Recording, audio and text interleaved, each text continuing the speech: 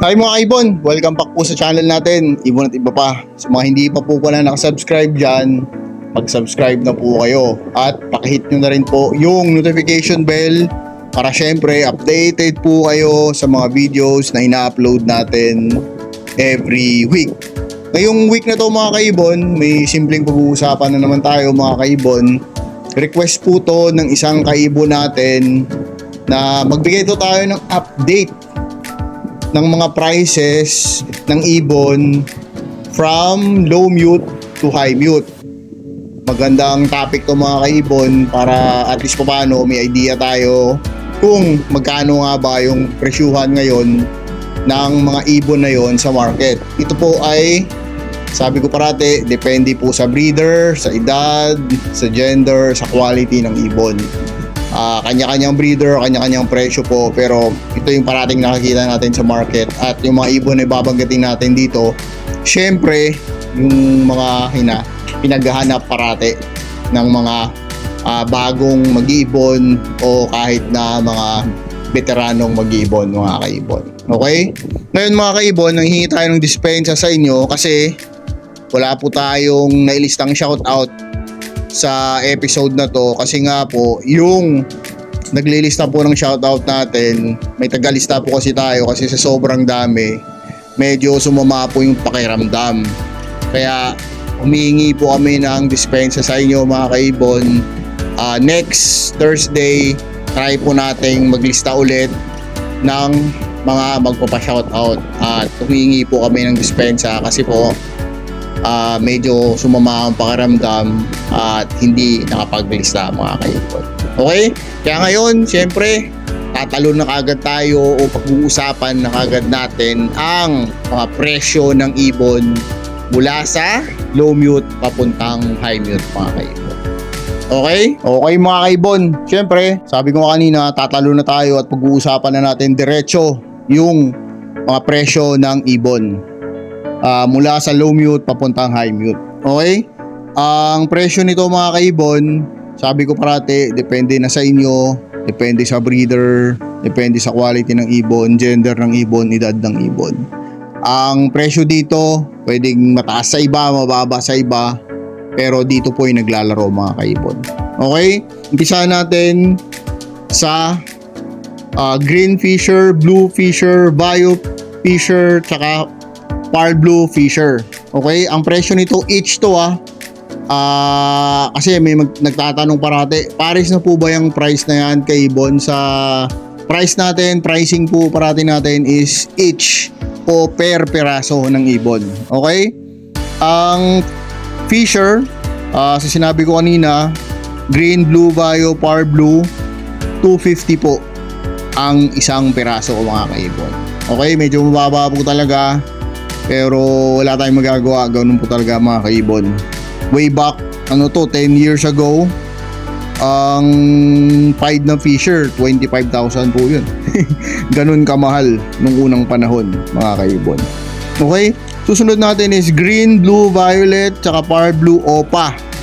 Ito sa iba mura na, sa iba medyo mataas pa rin. Pero naglalaro po ito sa 500 pesos ang isa. Pero may nakita pa ako minsan Pearl Blue Opa na kak, mga magaganda pa talaga, nasa 1,000, 1,200 pa nga minsan. Pero ito po sa average price nito. Kasi yung iba, nga green Opa, nag-out na rin sila nga mas mura, 400, mga ganun. Kaya in-average lang natin sa 500 mo, baka may makuha ka na ganong ibon mga kaibon.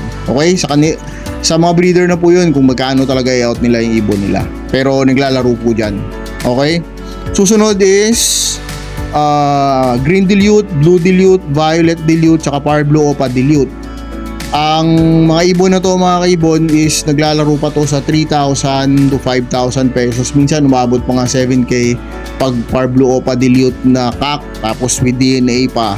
Kasi DNA, magkano na DNA ngayon? 400, di ba? Kaya medyo dinadagdag na rin sa presyo ng ibon yung DNA. Kasi syempre nga, mahal naman yung pagpapa-DNA. At isa pa, yung presyo ng patoka, napakamahal na din po talaga. Kaya yung presyuhan nito is ganun na. Pero actually, mura na to mga kaibon. Sobrang mura to. Kasi unang panahon, grabe talaga. Pearl Blue Fisher lang noong unang panahon, na uso sa buying. 18k na po yun. Power Blue Fisher lang 18k po yun. Buying pa po yun mga kaibon.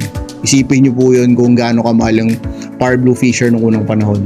Okay? Sunod po natin mga kaibon is yung syempre yung mga malulupit pa na mga ibon, yung mga dami pa talagang naghahanap ngayon. Sobrang dami pang naghahanap talaga at ito sila. Okay? Ito yung Lutino Opa, Albino Opa at yung pinaka-pinaghahanap talaga ngayon yung Crimino Opa.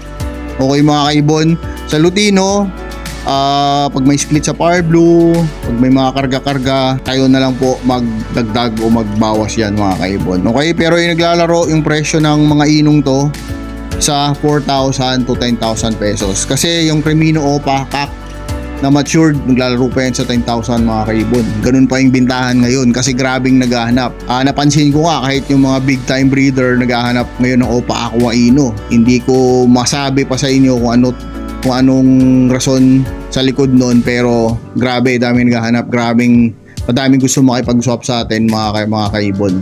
May nakasipag-swap na actually sa atin mga kaibon. Minuntahan natin. Okay? Ang susunod is Green, Blue, Violet, Power Blue, Opa Faded. Ito, grabe, napakamahal nito noong unang, actually 3 years ago, 2 years ago, napakamahal pa nito mga kaibon. At tandaan nyo po, sa Faded, napakahirap po kumuha ng kak. Ito po yung mahal sa faded, yung kak. Kaya ang faded, ang presyo nito ballpark lang kasi sa iba medyo mahal pa rin talaga sila magbenta ng faded, pero naglalaro lang to sa 8,000 to 20,000. Gaya nga ng sinabi ko, napakahirap po kumuha ng faded na kak. Pagka-kak sa faded, medyo presyo talaga kasi hindi mo na po kailangan pang kumares pa ng hen na faded kasi kak lang na faded ang kailangan mo. Magbubuga na siya ng faded mga kaibon. Okay? Sunod natin is yung Green, Blue, Violet, Power Blue, Opa na Gray Wing. Ito, medyo naging mabili rin to nung nakaraan, pero ang dami na kasing bumabagsak ng presyo talaga nito.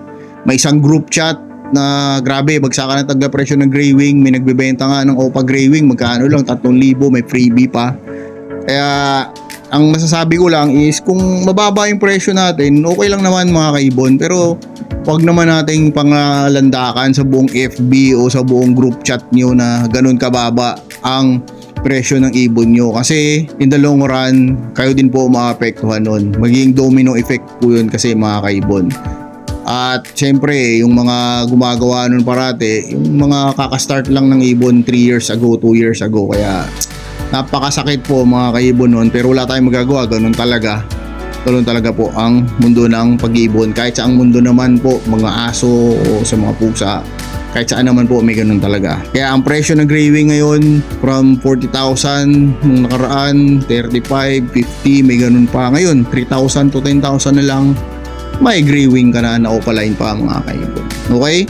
Pero kung may mga ibang karga pa yon, depende pa rin sa buyer, depende pa rin sa breeder, kung magkano nila in-out yung ibon nila. Pero ito yung may nakita na tayo nito, ganitong presyuhan ng Gray Wing, kaya wala, bagsak na rin talaga yung presyo ng Gray Wing. Okay mga kaibon, sunod is Green, Blue, Violet, Power Blue, Opa Dan.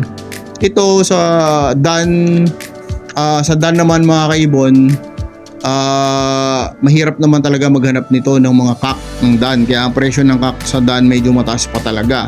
Nagtanong tayo sa mga kaibigan natin, may nag-out pa nga 30, 35 sa Power Blue Opa Dan kak, pero may iba din naman talaga na mas mababa dito, kaya nilalaro lang tong ibon na to. Yung presyo na sa 10,000, 10,000 to 25,000 pesos mga kaibon. May makukuha na kayo nun sigurado, kasi marami na rin gustong mag-out. Nag-skip tayo sa bronze kasi yung bronze medyo onti lang din naman yung demand ng bronze. Kung mapapansin nyo sa Facebook, onting naghahanap, kaya nag-skip na tayo doon mga kaibon. Okay, ang susunod dito syempre yung mga aqua opa na. Okay, at pupunta na tayo sa visual. Hindi na tayo magdadaan sa split ino, split dilute, split pale, split dan, mga split. Hindi na tayo magdadaan doon. Didiretsuhin na natin sa visual. Ibig sabihin, Opa Aqua Pale, Opa Aqua Faded, Opa Aqua Ino, Opa Aqua Dilute, Opa Aqua Dan. Okay? Sa Opa Aqua Pale, medyo mababa talaga ang Opa Aqua Pale. Kasi nga, ang Pale nga ngayon, hindi ko na nga sinama kasi wala, bagsak presyo na rin talaga yung Pale ngayon, mababa na rin talaga. Kaya ang Aqua Opa Pale, naglalaro na lang po siya sa 30,000 to 35,000 pesos. Visual na po yun mga kaibon. Okay? Ang susunod doon, itong tatlong to, magkakaparehas lang din naman ng presyong tatlong to. Yung Aqua Opa Faded, Aqua Opa Ino, tsaka Aqua Opa Dilute. Visual na po yun. Naglalaro pa rin po yan sa 50,000 to 70,000 pesos isa. Sa iba mas mataas, sa iba mas mababa, pero dyan po yan naglalaro mga kaibon. Yung presyo ng mutation na ibon ng ibon na yan. Kaya gaya ng sinabi ko, may mga split lang. Kayo na po, bawasan nyo kung magkano ibabawas nyo. Kayo na po magpresyo. Pero binibigyan ko na kayo ng idea pag visual na, pag finished product na po. Okay? Susunod natin yung mga homozygote kasi onti pa lang din naman yung mga homozygote dito sa Pilipinas na visual Aqua Opa Ino homozygote, Aqua Dilute Opa homozygote. Mabihira pa naman mga kaibon yun dito sa Pinas, kaya huwag na muna natin pag-usapan yun kasi baka magulo pa yung price natin. Okay? Ang susunod dito, syempre, ang Aqua Opa Dan Palo. Ito, mahal pa rin talaga pag nag-cack. Pero naglalaro lang po to 60,000 sa 60,000 to 80,000. Kasi pag may cack ka nito, medyo mataas-taas pa rin. Okay? Pero may mga ibang breeder din naman talaga na medyo mababa. May ibang breeder din naman na medyo mataas.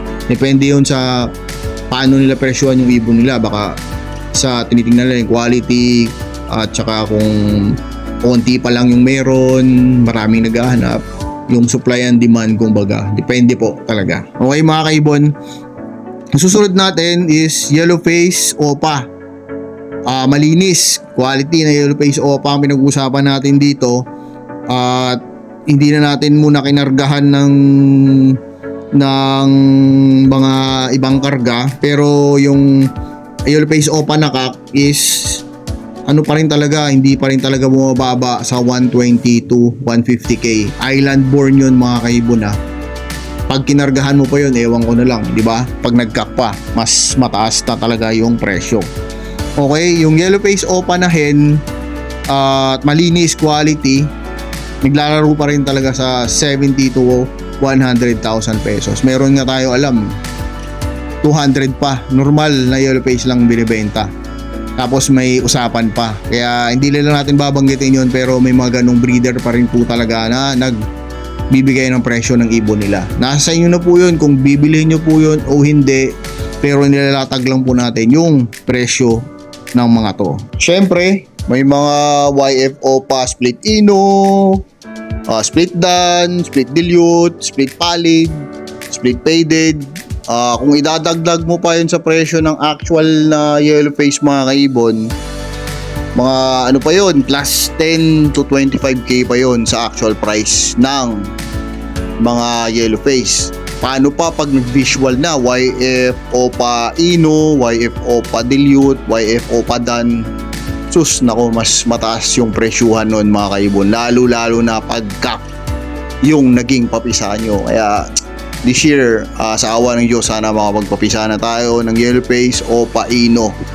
Pagdadasal po natin yung mga kaibon. Okay mga kaibon, pagka may mga tanong kayo about sa price, subukan nating sagutin yung mga inquiry nyo mga kaibon. Pero pagpasensyahan nyo na minsan kasi napaka-busy po talaga.